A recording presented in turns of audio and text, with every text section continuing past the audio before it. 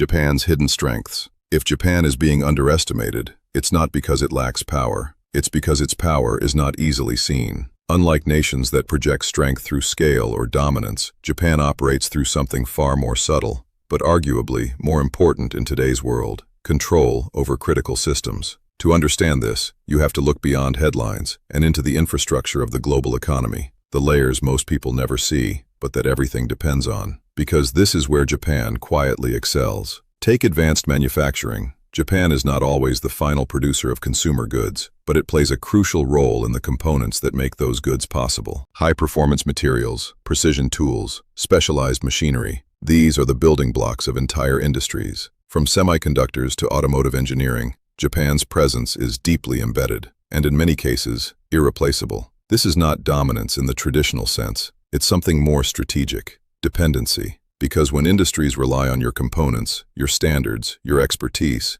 you don't need to control the entire system. You just need to control the parts that cannot be substituted. And Japan has mastered this approach. Now consider technology. While the global spotlight often focuses on software giants and consumer platforms, Japan has maintained leadership in areas that are less visible but equally critical: robotics, automation, sensor technologies, and high-precision engineering. These are not trends. They are foundations, and as the world becomes more automated, more interconnected, and more dependent on advanced systems, these foundations become increasingly valuable. In other words, Japan is not behind the technological curve, it is operating underneath it. Then there's resilience. After decades of economic challenges, Japan has built one of the most stable and adaptable systems in the world. Its institutions are strong. Its infrastructure is reliable. Its corporate networks are deeply interconnected. It doesn't break easily. And in a world where disruptions are becoming the norm, economic shocks, supply chain crises,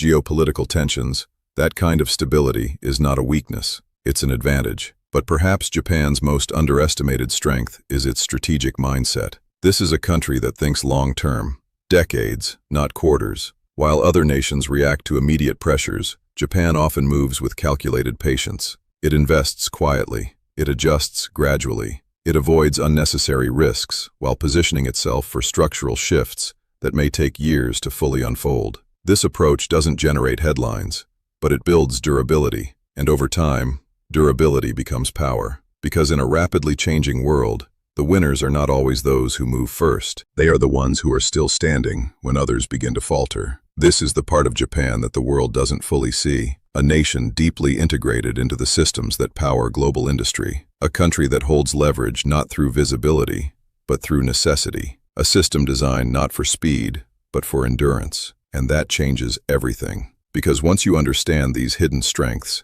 the narrative of decline starts to fall apart, and a new question begins to emerge. If Japan is this strategically positioned, what happens when the world finally needs what it has? That's where the implications become global. And in the next chapter, we're going to explore exactly that.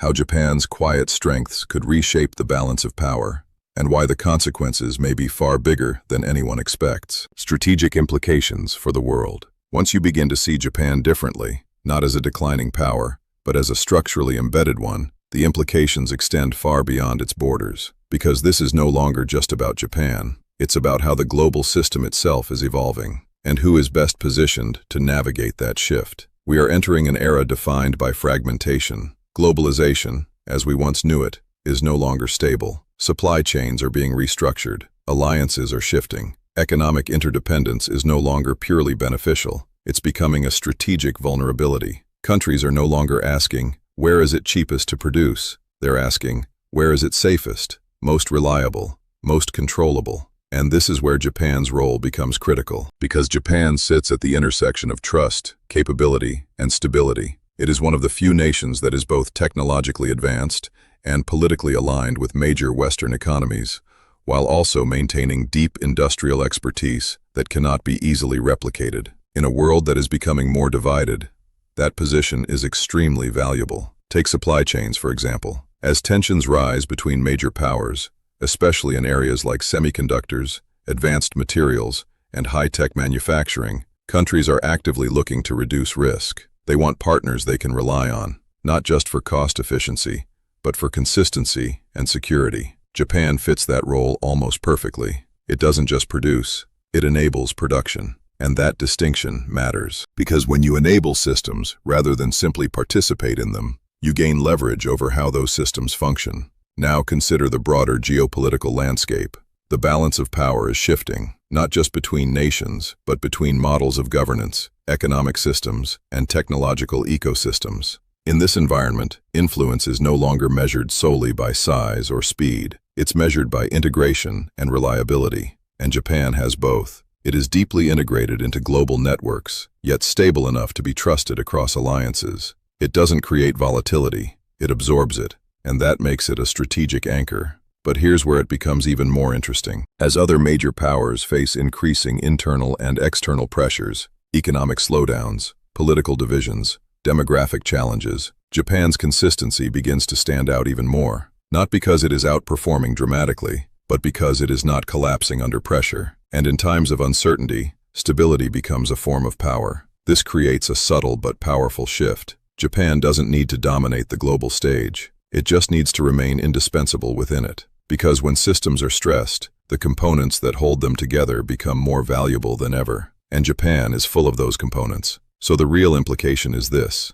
the world may not suddenly wake up to Japan in a dramatic way. There may be no single moment of recognition. Instead, Japan's influence may continue to grow quietly, through necessity, through dependency, and through the gradual realization that removing it from the equation is not an option. And by the time that realization becomes widespread, the balance of power may have already shifted. In the next chapter, we'll take this even further, exploring the possible future scenarios and what happens if Japan's trajectory continues along this path. Because the biggest shifts in history are often the ones that happen without people noticing, until it's too late to ignore them. Future scenarios. If Japan continues on its current trajectory, the future may not look the way most people expect. Not because Japan will suddenly dominate headlines or overtake global superpowers in dramatic fashion, but because its influence will grow in ways that are far more subtle and far more difficult to counter. To understand where this is heading, we need to think in terms of scenarios, not predictions but possibilities, because in a shifting world,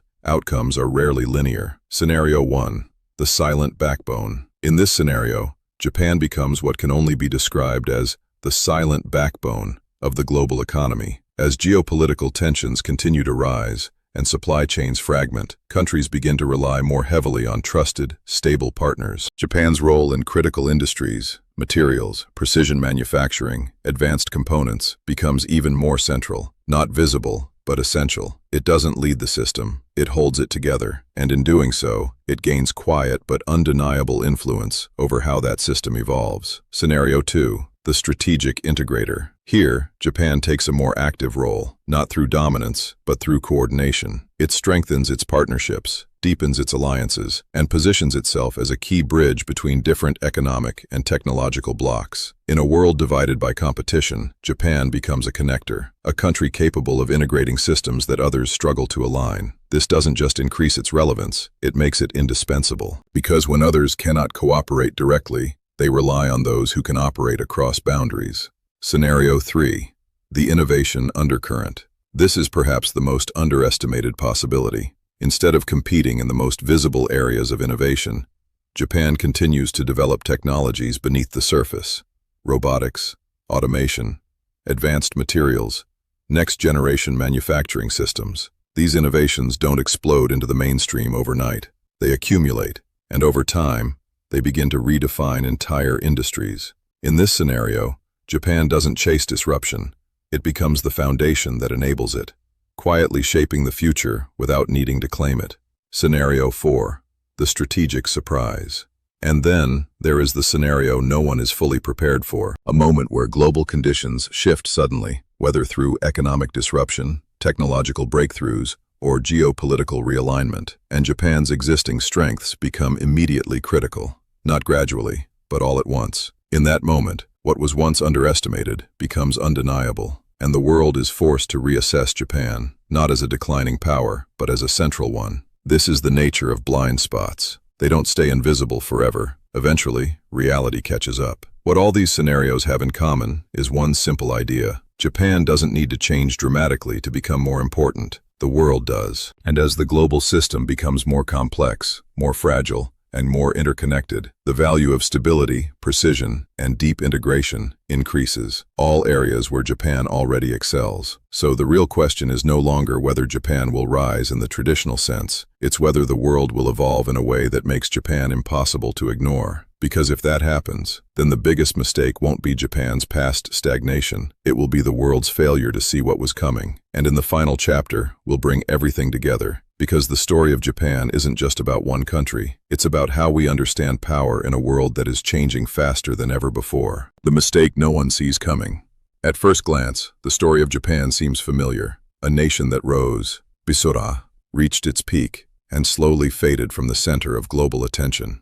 That's the version most people believe. But as we've seen, that version is incomplete.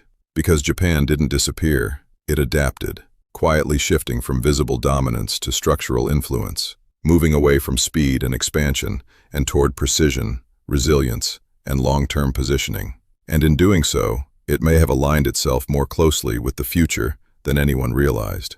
This is where the real mistake begins. The world is still using old frameworks to judge new realities. It's still looking for power in growth rates, headlines, and rapid disruption. But power today is changing. It's becoming less about who moves fastest, and more about who controls what others depend on. Less about visibility, and more about necessity. And by that definition, Japan is far from irrelevant. It is deeply embedded in the systems that keep the global economy running. It holds positions that are not easily replaced. It operates in layers that most people never think about, but that everything else relies on. That's not weakness, that's leverage. The problem is, leverage like this doesn't attract attention until it matters, and by the time it does, the balance has already shifted. Because history doesn't always reward the loudest players. It often rewards the most prepared ones, the ones who build quietly while others are distracted, the ones who endure while others chase short-term gains, the ones who understand that real power isn't always seen,